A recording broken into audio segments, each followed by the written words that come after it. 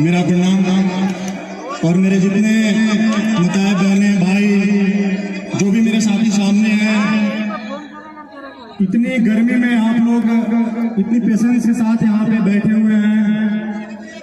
हमारे सबके चहेते बड़े भैया पवन सिंह जी के लिए, इसके लिए आप सबको हृदय से धन्यवाद। मैं एक ही निवेदन करने आप लोगों के पास आया हूँ। मेरा ये घर है, मैं इसी जिले का लड़का हूँ और इन्हीं सब क्षेत्र में मैं बचपन में खेला करता था।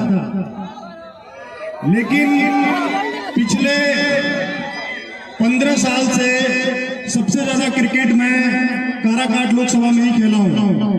ये गोल ग्राउंड हो, काराकाट हो, डिहरी हो, नवीनगर हो, लेकिन आज तक मैंने कभी ये नहीं सुना था कि यहाँ से हमारा एमपी कौन है। और आज पिछले मैं 15 दिनों से आईपीएल में फॉलो कर रहा हूँ इस जगह को। मुझे ऐसा लग रहा है कि आप फोन उठाओ, सिर्फ एक ही न्यूज आ रहा है, काराकाट काराकाट।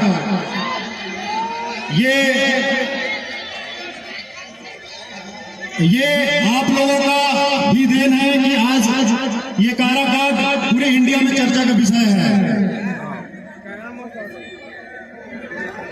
मैं आप लोगों से एक ही विनती करने आया हूं यहाँ पे कि बड़े भैया पवन सिंह जी को आप लोग अपना प्यार आशीर्वाद दीजिए। फिर हमेशा हम सभी लोग यहाँ आते रहेंगे।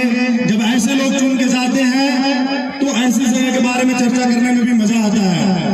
आप पिछले 15 साल से मुझे ऐसा नहीं लगता है कि इतना रिसोर्सेज होते हुए भी इस क्षेत्र में ऐसा कुछ भी काम हुआ है जिसको लेकर आप किसी को चुन सकते हैं। एक बार पवन भैया को आशीर्वाद दीजिए। मुझे पूरा उम्मीद है कि वो आपके साथ आपका बेटा, आपका भाई बन के रहेंगे। धन्यवाद। हेलो हेलो हेलो,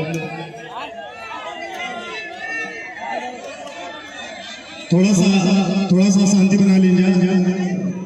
थोड़ा सा मंच पे उपस्थित सभी लोगों को